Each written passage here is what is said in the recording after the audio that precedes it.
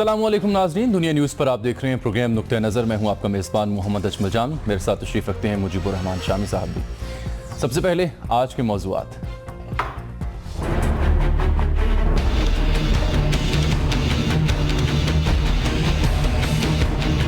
बल्दियाती इंतखाब का तीसरा मरहला, तमाम नजरें कराची पर। पोलिंग 5 दिसंबर को होगी। सियासी जमातों ने जोड़ तोड़ के लिए सर जोड़ लिए। मुत्तहिदा माजी की तरह अब भी अकेले ही मैदान में उतरेगी।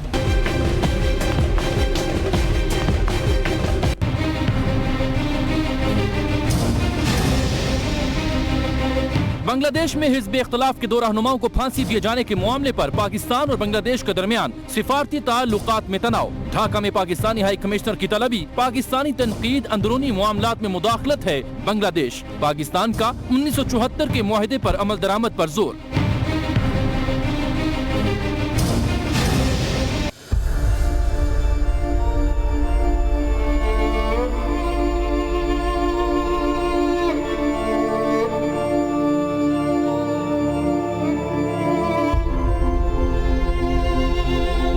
लाहौर के इलाके बादामी बाग में कोल्ड स्टोरेज फैक्ट्री की गैस लीक होने से 50 से ज्यादा अफराद मुतासिर। जिला इंतजामिया ने मालिक के खिलाफ मुकदमा दर्ज करके फैक्ट्री सील कर दी।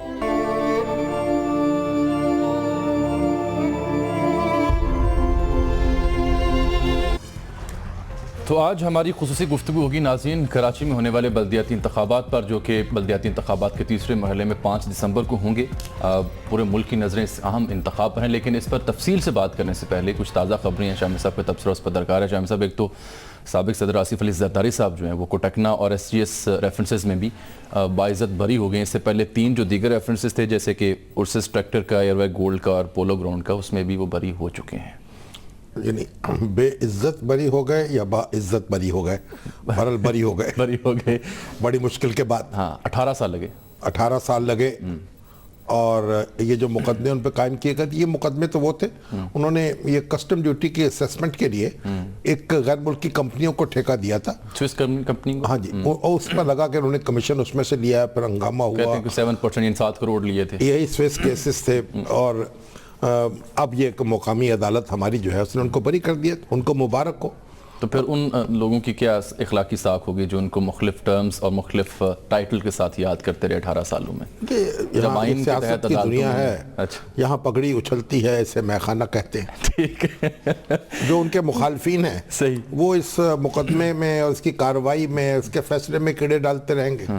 जो उनके हामी हैं रह गए जो, वो उनको बरी करने की बात करते रहेंगे। बिल्कुल ठीक। बिलावल साहब को क्या सूझी? अभी कुछ देर पहले प्रोग्राम शुरू करने से पहले स्टेटमेंट मंजूर भट्टो साहब गए थे कराची, उनसे मुलाकात अभी उन्होंने की, तो उनके रेफरेंस से लियाकत अंसारी साहब ने बताया कि वो कह रहे हैं दूसरा मरहला जो है बल्दियाती इंतखाब का, ये गैर शफाफ है, इस पर बड़े तहफ़्फ़ुज़ात हैं। सिंध में या पंजाब में? मजमूई तौर पर उन्होंने कहा। इसमें तो मंजूर भट्टो साहब जो है, उन्होंने तो पार्टी की क़यादत से अलग होने का ऐलान किया था पंजाब से। पता नहीं उसको अमली जामा पहनाया गया या नहीं। देखिए, जिस पंजाब में जो उनकी दुर्गत बनी है, उसके बाद तो ये बात ही मजाक मालूम होती है। बदीन वाला मामला शायद।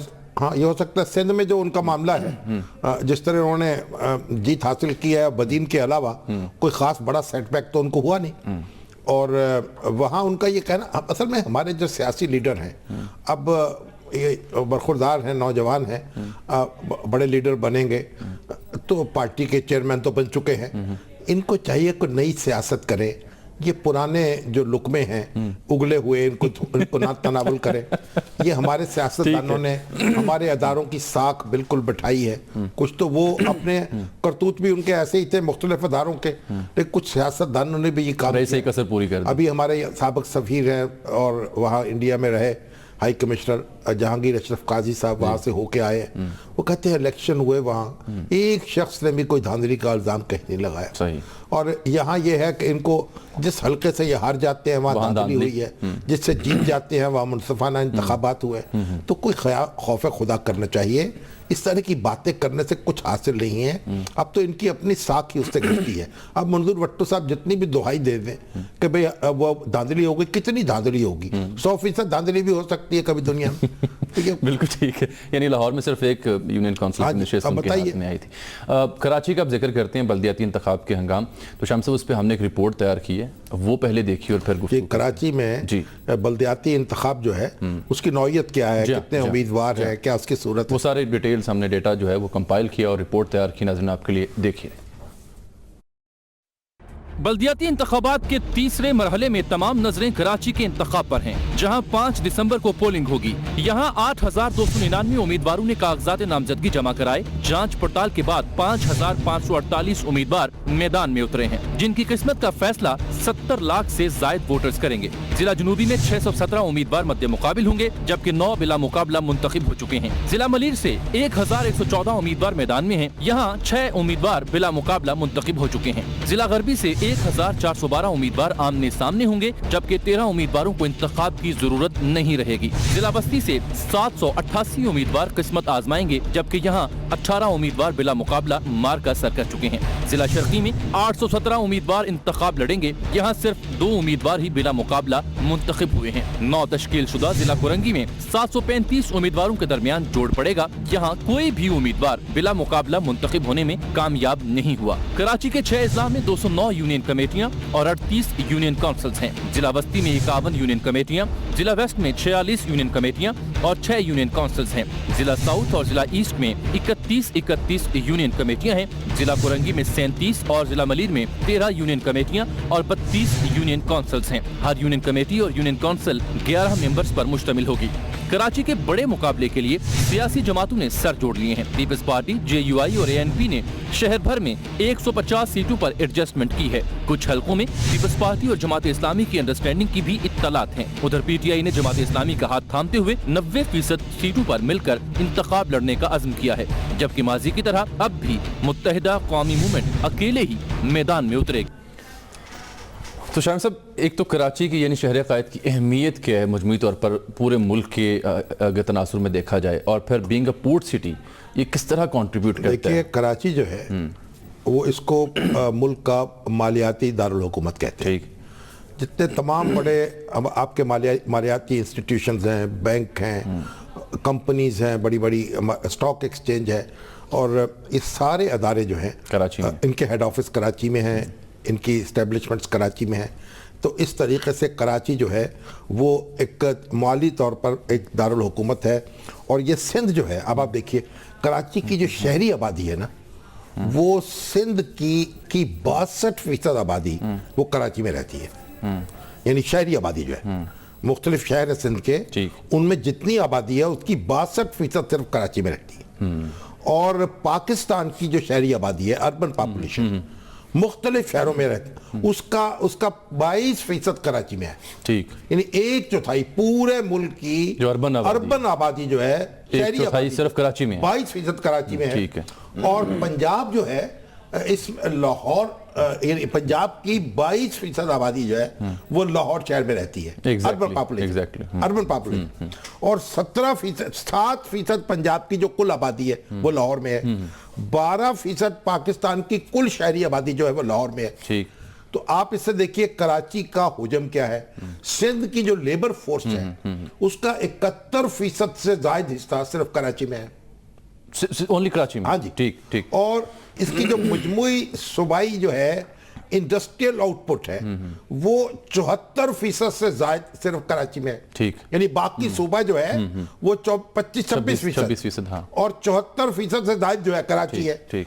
और 78% सिंध की 78% जो प्राइवेट जॉब्स है वो भी कराची में। ठीक है। तो कराची जो है उसमें पोर्ट ट्रस्ट है, उसमें पोर्ट कासम है, उसमें कस्टम्स है, रेलवेज है, सिविल एविएशन अथॉरिटी है, मुसल्लह अफवाज की यानी तंसीबात हैं। आप देखिए नेवी वहाँ है, बहरिया का हेडक्वार्टर है, और सनती और आपकी इंश्योरेंस के और बैंक के अदारे जो हैं सारे हेड ऑफिस वहाँ है। अब ये पूरे मुल्क में जो बिजनेस करते हैं ना ये अदारे, ये टैक्स अपनी रिटर्न वहां जमा कराते हैं क्योंकि हेड ऑफिस वहां। इसलिए हमारे दोस्त कहते हैं ना कि यहां से बहुत बड़ा रेवेन्यू इकट्ठा होता है। तो अब आप ये देखिए कि कराची जो है 32% मुल्क की जो मजमूई इंडस्ट्रियल एस्टेब्लिशमेंट है मजमूई सनती जो तनसीबात है हमारी, उनका 32% सिर्फ कराची में है। ठीक।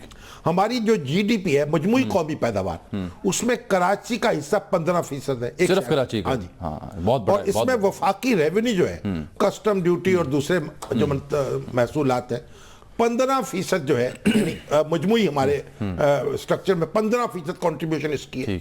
और इनकम टैक्स जो है वो 62%, पूरा यानी पूरे मुल्क में 38% और कराची शहर में 62% जमा होता है। ठीक, बहुत बड़ा ये कराची जो है, इसलिए सेहत के, तफरीह के, मीडिया के बड़े बड़े अदारे यहाँ हैं। ठीक। और बड़े बड़े यानी हमारे जो अखबारात हैं, चैनल्स हैं, उनके हेड ऑफिस भी वहाँ हैं। उनमें से बड़ी तादाद जो है उसके हेडक्वार्टर्स कराची में है। ठीक है। तो कराची जो है इसका बेपनाह हुजूम है, इसके बेपनाह असरात हैं, इसका यानी एक शहर ना समझे आप इसको, कई शहर इसमें आबाद है। बिल्कुल, कराची में 6 जिले हैं जहाँ पे आबादी अब ये है, और आबादी जो है उसमें हर जुबान बोलने वाला, हर इलाके का, पूरे पाकिस्तान से जो लोग हैं वहां पर जाके सेटल्ड हैं। रोजगार के दौरान एक हुआ था कि पंजाब में, लाहौर में दूसरे सूबों से जो लोग आए वो 3,65,000 थे। ठीक। और कराची में उस खास पीरियड में जो लोग गए वो 11 लाख थे। बहुत ज्यादा नंबर है ये। देखिए, एक तो दारुल हुकूमत है, सर एक ब्रेक ले लें, यहाँ पोर्ट सिटी है, उसकी एक इस वजह से और सनती मरकज है, इसलिए पूरी जॉब्स भी वहाँ, तो लोग भी वहाँ जाएंगे। बिल्कुल ठीक है। तो बल्दियाती इंतखाबात के तनाजुर में जो मुख्तलिफ सियासी जमातें कराची में इंतखाब में हिस्सा ले रही हैं, MQM, PTI, जमात इस्लामी और दीगर, उनके नुमाइंदों का मौक़िफ़ भी जानेंगे, तफसील से बात भी होगी। एक ब्रेक के बाद हमारे साथ रहिए।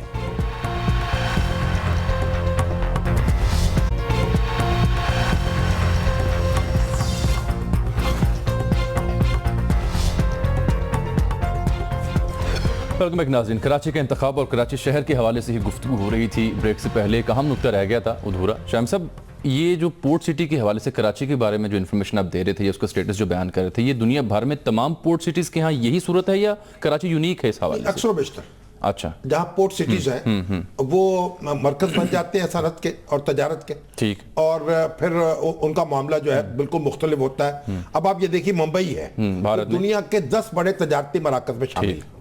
और ये अभी पिछले साल के जो इदादत शुमार हैं उसके मुताबिक इसकी जीडीपी जो थी मुंबई की 278 बिलियन डॉलर की थी। ठीक, टू मच। और इसके जो कॉर्पोरेट टैक्स है ना इसका यहां से जमा होता है वो 10 अरब डॉलर था, सिर्फ मुंबई से। ठीक। यानी ये 66,000 करोड़ रुपए। ठीक है। और 20% सेंट्रल एक्साइज ड्यूटी इंडिया की यहाँ से मुंबई से। और 40% जो बैरूनी तजारत के जरिए जो इनकम है वो यहाँ से होती है। ठीक है। तो ये 6.16% है इंडियन इकोनॉमी का एक शहर जो है। ठीक। और 60% कस्टम ड्यूटी जो इंडिया की है वो यहाँ से जमा होती है, मुंबई से सिर्फ जमा। तो यानी मुंबई, अगर आप कंपेयर, कराची जो है इस लिहाज से कोई यूनिक नहीं है। ठीक। मतलब ये पोर्ट सिटीज जो हैं, और कराची और पाकिस्तान में तो एक ही पोर्ट सिटी है, तो इस लिहाज से उसकी वुसअत उसकी अपनी होती है, तजारत की, सनत की, और उसमें टैक्सेस भी इकट्ठे होंगे। पूरे मुल्क का बिजनेस जो है वही हो रहा होगा। तो फिर इनके मसाइल भी तो पूरे मसाइल भी वैसे होंगे, उसी पूरे मुल्क से मसाइल भी वहां आ जाते हैं, और जो पॉलिटिकल डायनामिक्स हैं वो भी डिफरेंट होंगी। हाँ, बात करते हैं जी, हमारे साथ मौजूद हैं लियाकत राना साहब, दुनिया टीवी के सीनियर कॉरेस्पॉन्डेंट हैं, उनसे हम बात करेंगे। इमरान इस्माइल साहब ने हमें ज्वाइन किया, पाकिस्तान तहरीक इंसाफ से उनका ताल्लुक है, और हम शुक्रगुजार हैं जनाब कंवर नवीद साहब के, मुत्तहिदा कौमी मूवमेंट की आप नुमाइंदगी करेंगे। आप सबकी तशरीफ आने का बहुत शुक्रिया। मेरे साथ आप दोनों हजरात रहिएगा। मैं पहले लियाकत राना साहब से बात करना चाहूँगा। लियाकत राना, कराची के इंतखाब के सिलसिले में ज़ाब्ता अखलाक इलेक्शन कमीशन का क्या कहता है, उस पर अमल दरामद की क्या सूरत हाल है, और उस पर तहफ़्फ़ुज़ात क्या हैं मुख्तलिफ सियासी जमातों को? देखें जामी साहब, ऐसा है कि ज़ाब्ता अखलाक तो लगता है कि इलेक्शन कमीशन ने सिर्फ एक किताबचा बना दिया है, लेकिन उस पर ना तो कोई सियासी जमात अमल दरामद करती है और ना ही इलेक्शन कमीशन को भी ज़्यादा कोई दिलचस्पी इससे होती है कि तो वो ज़ाब्ता अखलाक पर अमल दरामद को यकीनी बनाए। सिंध के जो पहले 2 होल्डिंग्स हुए हैं वहाँ ज़ाब्ता अखलाक की ज़ाब्ता अखलाक की खिलाफवर्जी होती है, लेकिन इलेक्शन कमीशन ने सिर्फ सानिया खैरपुर पे एक्शन लिया, नोटिस लिया, लेकिन उस पर भी अभी तक कोई रिप्लाई नहीं। यहाँ तक कराची के में बल्दियाती इलेक्शन का हवाले से है, तीसरे मरहले में जो अब तक ज़ाब्ता अखलाक पे वो कोई भी सियासी जमात, कोई भी कैंडिडेट उस पर अमल नहीं कर रहा। ज़ाब्ता अखलाक की धज्जियां बखेरी जा रही हैं। क्या खिलाफवर्जी हो रही है? शामी साहब, अगर हम शारा फैसल पे ही निकले तो मुख्तलिफ सियासी जमातों के बड़े बड़े साइन बोर्ड, होर्डिंग्स लगे हुए हैं जिन पे बड़ी बड़ी तस्वीर हैं। शहर भर में ये सिलसिला जारी है। इस वक्त सूरत हाल ये कि शहर भर में जो कैंडिडेट्स हैं उन्होंने वो लाउड स्पीकर का इस्तेमाल शुरू कर रखा है और लोगों का को वहाँ सांस लेना या बोलना भी और सुनना भी मुश्किल हो रहा है। नहीं, सूरत हाल ये ना तो इलेक्शन कमीशन नोटिस ले रहा है और ना ही सियासी जमातें। हालांकि देखें, लाउड स्पीकर का इस्तेमाल सवाए रैली के शामी साहब का सवाल ले लीजिए ना। साइन बोर्ड का इस्तेमाल ना कोई सियासी जमात कर सकती है। ठीक है, और क्या खिलाफवर्जी हो रही है? देखें, साइन बोर्ड का इस्तेमाल साइन बोर्ड को ना कोई सियासी जमात लगा सकती, ना कोई कैंडिडेट, लेकिन यहाँ बड़े बड़े लगे हुए हैं। पोस्टर लगा सकती है 200। जी बिल्कुल। तो और इसके साथ साथ जो है वो मुसलसल पूरे इलाकों में को सजा दिया गया है जो कि वायलेशन है। लेकिन इलेक्शन कमीशन का आज इलेक्शन कमीशन ने तमाम डीआरओज को बुलाकर उनको डायरेक्शन दी है कि तमाम सियासी जमातों से या जो आजाद उम्मीदवार हैं उनसे मीटिंग की जाए और ज़ाब्ता अखलाक पर मुकम्मल अमल दरामद कराया जाए और उसकी पाबंदी करवाई जाए और जो अमल दरामद नहीं करता बहुत शुक्रिया लियाकत राना साहब। और वेलकम कहेंगे आपको कमर नवीस साहब मुत्तहिदा कौम मूवमेंट से और जनाब इमरान इस्माइल साहब। कमर साहब से बात कर लेते हैं। कमर साहब, अस्सलाम वालेकुम। कमर नवीस साहब, कमर नवीस साहब, क्या आप मुझे सुन पा रहे हैं? जी मैं बिल्कुल, आपकी आवाज आ रही है। जी अस्सलाम कमर साहब, वालेकुम। ये बताइए कि ये जो ज़ाब्ता अखलाक की जो खिलाफ वर्जी के इल्जाम आप पर लग रहे हैं, इसके बारे में आप क्या कहेंगे? क्यों कर रहे हैं आप ऐसा? देखें, जो ज़ाब्ता ये इलेक्शन का तीसरा मरहला है।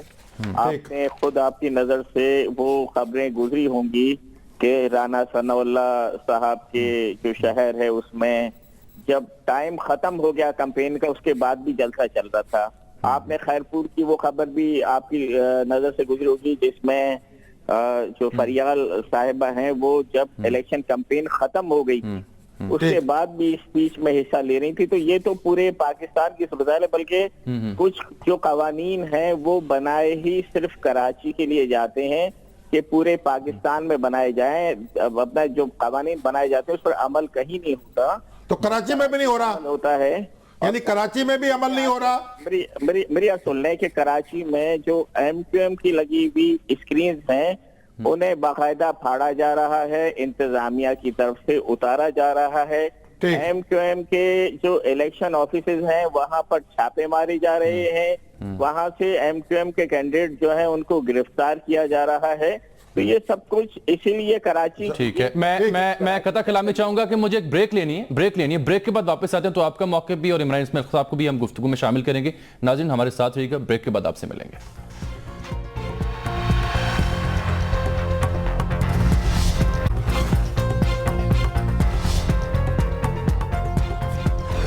वेलकम बैक नाज़रीन। ब्रेक से पहले कमर नवीस साहब मुत्तहिदा की नुमाइंदगी करते हुए बता रहे थे कि उन्हें तहफ़्फ़ुज़ात के उनके कारकुनान को उठाया जा रहा है, उनकी फ्लेक्सेस, उनकी होर्डिंग्स को फाड़ा जा रहा है। मुतमिन नजर नहीं आ रहे कमर साहब जो अभी तक। इमरान इस्माइल साहब है ना, उनसे पूछ लेते हैं। मुझे पूछा इमरान इस्माइल साहब, अस्सलाम वालेकुम जनाब। आप बताइएगा कि आपको भी यही शिकायत है जो कमर साहब ने जिनका इजहार किया?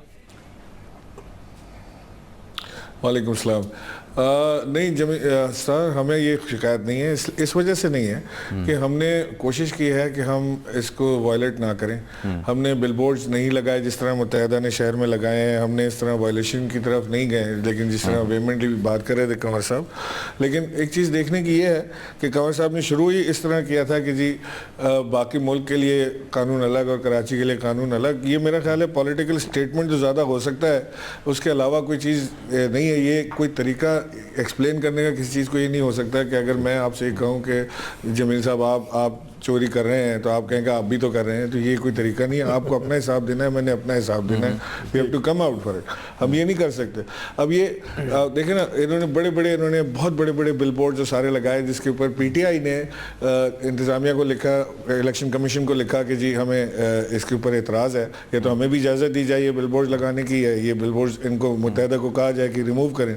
अब वो बिलबोर्ड इनके अगर रिमूव हुए हैं तो वो भी सारे नहीं हुए हैं, कुछ 2 4 10 8 10 रिमूव हुए होंगे।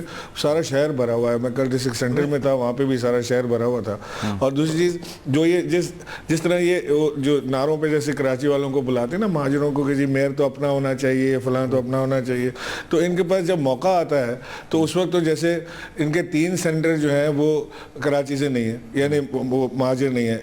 मशदी साहब, वो दूसरे एक और इनके मियाँ अतीक साहब हैं, वो बैरिस्टर साहब KPK से, वो तो हक बाहर चला जाता है। फिर मेयर अपना चाहिए। मेरा ख्याल है कि ये मगर इमरान साहब गया ये तो कि अब हम अच्छी बात है ना। कराची को अगर उन्होंने मुख्तलिफ जुबानें बोलने वाले लोग अपने उम्मीदवार बनाए हैं तो ये अच्छी बात है।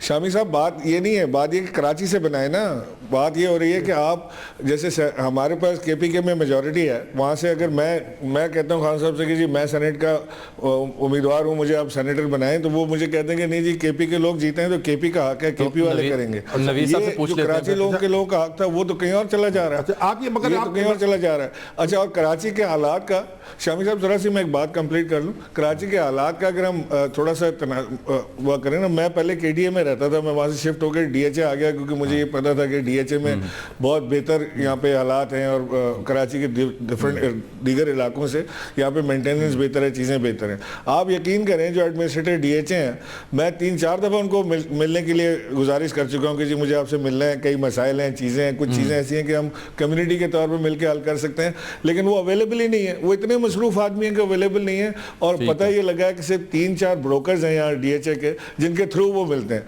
अब अगर ब्रोकर्स के थ्रू आपने मिलना है तो इसका मतलब है कि मामला कुछ और है फिर। मगर इसका बल्दियाती इंतखाब तक तो ताल्लुक नहीं नहीं शामी साहब, आप तो हमने तो सुना था मिलते ही आपसे हैं। पीटीआई जो है उसकी बड़ी शोहरत है इस हवाले से। और आपकी तो वो बात भी सुन रही है इंतजामिया जो है ज़ाब्ते अखलाक के हवाले से भी। अच्छा, कमर साहब से जान लेते हैं जी, ये वो क्या कहते हैं, आपने अपना रो भी खत्म कर क्या था हम पे इल्जाम तो वैसे भी है, नहीं वो क्या था कि हम पे इल्जाम तो वैसे भी है और ऐसे भी सही है। ठीक है कमर साहब, ये जो इमरान इस्माइल साहब जिन तहफ़्फ़ुज़ात का इजहार कर रहे हैं, क्या पीटीआई वाकई ज़ाब्ते अखलाक के अंदर है कि होर्डिंग साइन बोर्ड लगा रही है और सारा मामला सिर्फ आपके ही मामले में है?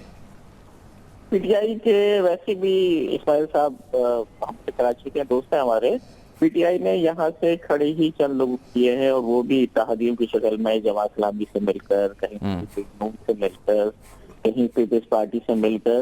तो जो सारा इत्तेहाद है वो एमक्यूएम के खिलाफ है, इसलिए कि आज तक नून लीग के साथ मिलकर भी, जी हाँ, नून लीग के साथ भी ये मिलकर जो है अपना साथ इन्होंने खड़ी। वाह, ये तो अचंभे की बात हो गई। आपको तवक्को क्या है? फिर तो इसका मतलब ये आप कराची और हैदराबाद में, मैं आपको बताऊं, हैदराबाद में तो इंतखाबात हो चुका है, वहाँ पे 10 जमाती इत्तेहाद बना एमक्यू के खिलाफ। उसमें नून लीग भी थी और तहरीक इंसाफ भी थी, पीपल्स पार्टी भी थी, तमाम जमातें थी, जेयूपी भी थी और सुन्नी तहरीक भी थी। तो इस तरह यहाँ पर भी, और ये नई बात नहीं है, हमेशा से ये होता है।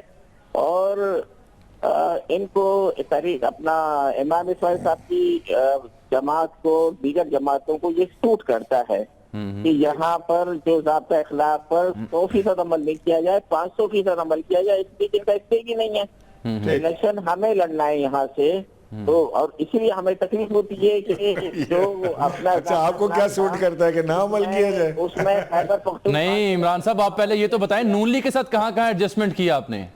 मैं आपको बता देता हूँ मेरे पास सर कोई एडजस्टमेंट नहीं, वो दावा कर नून लीग से एडजस्टमेंट से करने से बेहतर है कि हम इलेक्शन ही ना लड़ें कहीं पे। तो बिल्कुल गलत बात है। हम नून लीग से नहीं, कमर साहब का जुमला सुन ले, कमर साहब का जुमला, इमरान साहब कमर साहब का जुमला सुन ले, कमर साहब का पहले जुमला सुन ले। नून लीग से बेहतर है कि मैं नून लीग से बेहतर है कि एमक्यूएम से एडजस्टमेंट कर लूं। चलो ठीक है, उनका जुमला आप सुन ले जी कमर साहब। बड़ी अच्छी बात है, तो मोहब्बत है। आपने ऐसा कहा ग्राउंड पर ऐसी पहले इमरान इस्माइल साहब तो यही रहते हैं। मैं आपको वो बैनर चल के दिखा भी दूंगा जो साथ साथ लगे हुए हैं आपके, एक ही कैंप के ऊपर दोनों के लगे हुए हैं। इमरान साहब, आपको तवक्कुआत क्या है इलेक्शन से? आपकी तवक्कुआत क्या है? कितनी कामयाबी हासिल करेंगे आप? इमरान इस्माइल साहब, आपके लिए सवाल था, क्या तवक्कुआत है आपको? मुझसे जी हमारी तवक्कुआत है, देखिए मैं समझता हूँ कि बड़ा सख्त मुकाबला होगा। ये बात बिल्कुल मैं पहले भी कई दफा एडमिट कर चुका हूँ कि मुत्तहिदा का अपना एक वोट बैंक और इनके चाहने वाले कराची के अंदर मौजूद हैं और पीटीआई के भी एक बड़ा वोट बैंक कराची में बन चुका है। ये पहला मौका है कि पीटीआई लोकल बॉडी इलेक्शन में जा रही है। इमरान साहब बहुत शुक्रिया, वक्त की किल्लत है। कमर साहब आप प्लीज हमें जरूर दिखाएगा वो होर्डिंग्स में, हम उसे नशर भी करेंगे जो आपने कहा कि नून लीग के साथ मिलकर पीटीआई कहीं इत्तेहाद भी कर रही है कराची के इंतखाब में। बहुत शुक्रिया आप सबने हमें वक्त दिया। शाम से एक ब्रेक ले लें यहाँ पर, उसके बाद वापस आते हैं। नाज़रीन मिलते हैं एक ब्रेक के बाद।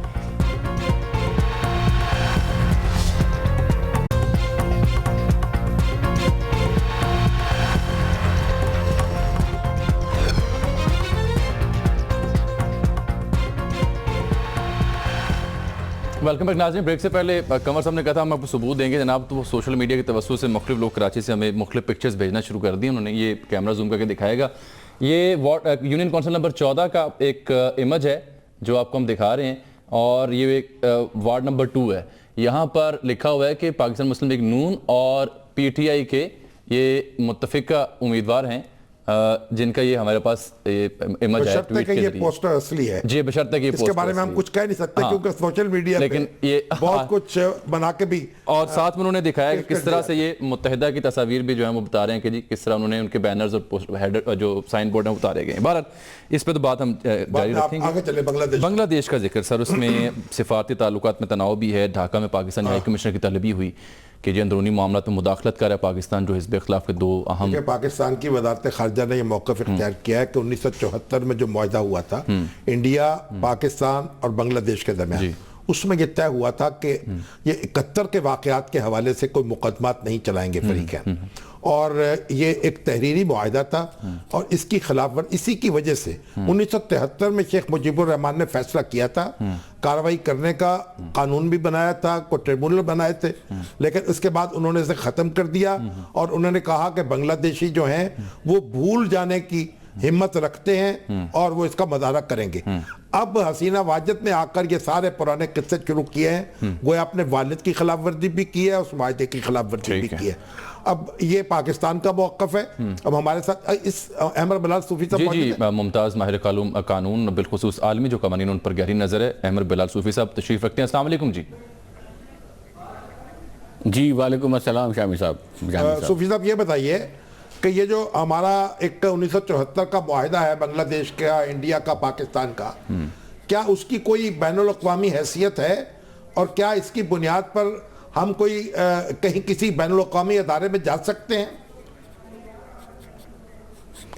देखिए, जो मुआहिदा है तीनों फरीकैन के माबैन, उसकी बिल्कुल एक बैनुल अक़वामी हैसियत है। बैनुल अक़वामी कानून के नीचे इसको हम ट्रीटी के ज़ुमरे में शुमार करते हैं, यानी जब मुमालिक आपस में मुआहिदा तय कर लेते हैं, किसी बाबत कोई चीज़ एग्री कर लेते हैं, तो फिर उसको इम्प्लीमेंट भी करना होता है। और चूंकि इस मुआहिदे को पार्शली इम्प्लीमेंट भी किया गया, और जिस तरह आपने बताया कि 1973 में पहले एक स्पेशलाइज्ड कोलैबोरेटर्स ट्राइब्यूनल बनाया, इस मुआहिदे के बाद उस ट्राइब्यूनल को ख़त्म कर दिया गया और उस ट्रिब्यूनल के नीचे तकरीबन 30,000 लोगों के जो मुख्तलिफ इन्वेस्टिगेशंस हुई थी, उन इन्वेस्टिगेशंस में 2,000 के करीब लोगों को शॉर्ट लिस्ट किया गया था, उनके भी मामलात को ख़त्म कर दिया गया।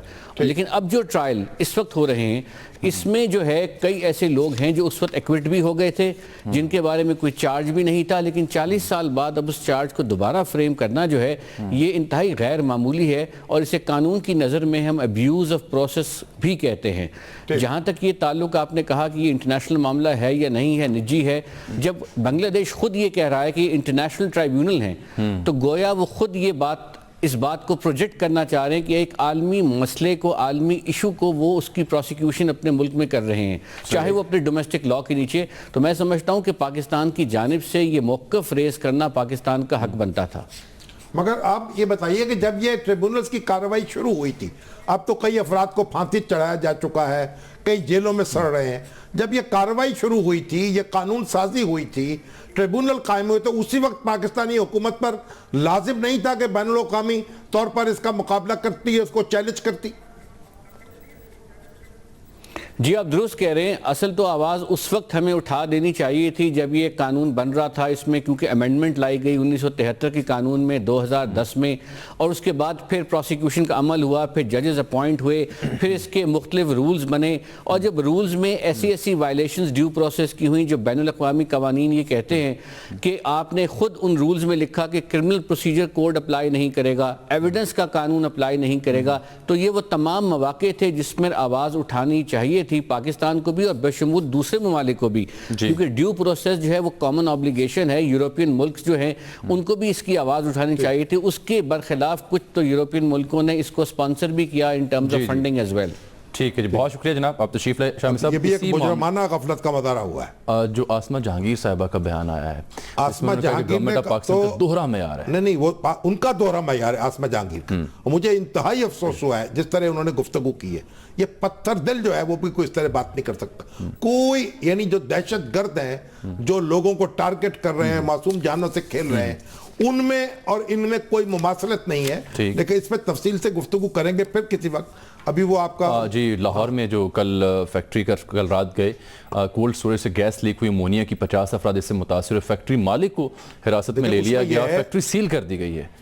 ये फैक्ट्री सील कर दी गई है, ये रेजिडेंशियल एरिया में फैक्ट्री बदामी बाग के करीब। लेकिन मसला ये था कि पहले फैक्ट्री लगी हैं, फैक्ट्रियां लगी इस इलाके आबाद करीब बाद में आबादियां हुई हैं। अब हुकूमत ये कह रही है कि हम इनको मुंतकिल कर रहे हैं और वो कह रहे हैं हमने दर्जाबंदी कर दी है फैक्ट्रियों की, जो फैक्ट्रियां बहुत मोहलक यानी केमिकल्स तैयार करती हैं या कोई हसास किस्म के कामों में मसरूफ हैं, उनको यहाँ से मुंतकिल करेंगे और उनको फिर फैसिलिटेट करेंगे, उनको जगह भी देंगे, उनको फैसिलिटेट करेंगे। अब अरसलान साहब जी हमारे चीफ लाहौर से अरसलान फीक भट्टी साहब ने मैं ज्वाइन किया। अरसलान साहब, किस बुनियाद पर गिरफ्तारी हुई मालिक की और क्या कहती है गवर्नमेंट इस सारे इशू पर? जी, गिरफ्तारी जो है वो गुज़िश्ता रात हो गई थी। मलिक सलाउद्दीन, ये फैक्ट्री जो है ना जामी, ये 40 साल पुरानी फैक्ट्री थी। उस वक्त गालिबन यहाँ पे आबादी नहीं होगी, ज़ाहिर है 40 साल पहले सिर्फ मंडी थी यहाँ पर। तो लेकिन अब चूंकि आबादी सारी इर्द गिर्द उस फैक्ट्री की हो चुकी है और उसमें जो पर्चा दर्ज हुआ है गुज़िश्ता रात ही जिस उसका हुआ है वो पाकिस्तान पीनल कोड के तहत हुआ है और उसी में डेंजरस केमिकल एक्ट्स के तहत जो पर्चा हुआ है। लेकिन इसमें एक जो मजे की बात है, ये मैं आपके नॉलेज के लिए बता रहा हूँ कि जो बहुत मजे की बात यह है कि इस फैक्ट्री की कभी इंस्पेक्शन नहीं हुई 40 साल में भी। किसने करनी है, कौन करेगा, कौन जिम्मेदार है, कोई पता नहीं। वो इंडस्ट्रीज डिपार्टमेंट करेगा, फूड डिपार्टमेंट करेगा, क्योंकि लाइसेंस जो है वो फूड डिपार्टमेंट देता है इनकी ये स्टोरेज के लिए, खुसूसन जो फ्रूट्स की स्टोरेज है। लेकिन इंस्पेक्शन जो है वो इंडस्ट्रीज डिपार्टमेंट की जिम्मे होती है। अभी तक इसमें फटा चल रहा है। इंक्वायरी का हुक्म हुआ है गुज़िश्ता रात से ही, वो सुबह गालिबन 24 घंटे लगेंगे, जाहिर है सुबह 10-12 बजे जाएगी। लेकिन इब्तदाई इंक्वायरी में जो कमिश्नर हैं लाहौर के अब्दुल्ला सुंबल, उनका यह कहना था जी कि फैक्ट्री मालिक कसूरवार है, जबकि असल वाकया ये हुआ है जी कि वहां पर जो 2 मजदूर थे जिनका काम था गैस छोड़ना और वो लीवर को बंद करना वक्त पर, वो लीवर उन्होंने बंद किया तो लीवर उनसे टूट गया और वहां से गैस की लीकेज शुरू हो गई और वो दोनों बगैर किसी को बताए, सुपरवाइजर को बताए, वो गायब हो गए। 3 घंटे के बाद ये सारा वाकया हुआ है। 3 घंटे गैस वहां पे लीक होती रही अमोनिया। लेकिन इसमें एक शुक्र है खुदा का कि यहाँ पे किसी की मौत वाकया नहीं हुई है, लेकिन बहुत से लोगों को जो है वो उनके दिमागी तौर पर जो है असर जरूर हुआ है 50 के करीब। चूंकि अमोनिया गैस में फौरन जो है वो मौत नहीं वाकया होती, लेकिन इसमें ये जरूर है कि बहुत ज्यादा अगर दिमाग को चढ़ जाए तो आपका दिमाग जो है शल हो जाता है। आज़ाब जो है मुतासर होते हैं, आज़ाब भी इससे शल। बहुत शुक्रिया अरसलान फीक भट्टी साहब आपकी। नहीं, अब आप ये देखिए कि फिर तो जो कमिश्नर है लाहौर के उनको भी पकड़ लेना चाहिए इंस्पेक्शन, और जो इनको इंस्पेक्शन क्यों नहीं की, और जो मुतलका वजारतें हैं उनके वजीरों को पकड़ लेना चाहिए। वहां पर आबादकारी क्यों होनी, वहां को आबादकारी क्यों गई, उन्होंने इंस्पेक्शन क्यों नहीं की। ये पंजाब हुकूमत ने अजब वतीरा बना रखा है कि जब कोई कार्रवाई कहीं होती है बगैर किसी वजह बताए, बगैर इंक्वायरी किए अलटप गिरफ्तारियां होती हैं। अब ये तो ऐसी बात है जैसे एक एक्सीडेंट हो जाए लाहौर में सड़माल रोड पर और आईजी को जाकर पकड़ लिया जाए। बिल्कुल ठीक। या वजीर आला को क्यों ना पकड़ लिया जाए। बिल्कुल ठीक। तो ये यानी मामलात को देखना चाहिए कि भाई जिसकी जिम्मेदारी, अगर मालिक की जिम्मेदारी है तो कोताही है उसको पकड़े, अगर कारकुन की है तो गलती हो गई है तो और चीज है, अगर कोताही दानिस्ता है तो और चीज है। ये सारी चीजें गौर करनी चाहिए। इससे एक हरास फैलता है। एक तो यानी एक जुल्म हो गया, उसमें मजीद जुल्म ये है। प्रोग्राम का वक्त जब खत्म हो गया, लेकिन आज हमारी पहली खातून पायलट मरियम मुख्तार जो हैं वो पाकिस्तान की पहली शहीद पायलट बनी है। तरबियती तैयारा था, मामूल की परवाज पर गिरा गुजरात के करीब, साथी पायलट जख्मी खुद शहीद हो गई। अल्लाह ताला उनकी मग़फ़िरत करे। हमारी जो ख़वातीन है माशाल्लाह बड़ी जुर्रत से और बहादुरी से वो अफ़वाज पाकिस्तान में खिदमत अंजाम दे रही हैं। ये फ़ज़ाइया में थी और बड़ा सदमा पहुँचा है। अल्लाह ताला उनके जो पसमानदगान है, उनके वालिदैन हैं, उनको सब्र दे। रूस के साथ उनका तैयारा जो है Su-24 वो गिराया गया है तुर्की की जानिब से, और जो व्लादिमीर पुतिन है वो कहते हैं स्टैब इन दी बैक है जिसके सीरियस कॉन्सिक्वेंसेज होंगे तुर्की के साथ ताल्लुकात में। तुर्की कहता है कि ये हमारी हदूद में था, रूस कहता है कि ये शाम की हदूद में था। अब देखिए दोनों दाइश के खिलाफ तो लगे हुए हैं रूस और तुर्की, लेकिन रूस जो है वो बशारुल असद की हुकूमत का तहफ़्फ़ुज़ कर रहा है और तुर्की उसे गिराना चाहता है। ये एक फिकी इख्तलाफ है। ठीक है, इस पे बात हो जाएगी। इससे झगड़ा जो है कहीं बढ़ न जाए। अल्लाह ताला से दुआ कर सकते हैं हम, और तो कुछ कर नहीं सकते। नाज़रीन, प्रोग्राम वक्त यहाँ पर खत्म होता है। आपसे मुलाकात होगी कल, तब तक के लिए इजाजत, अल्लाह हाफिज।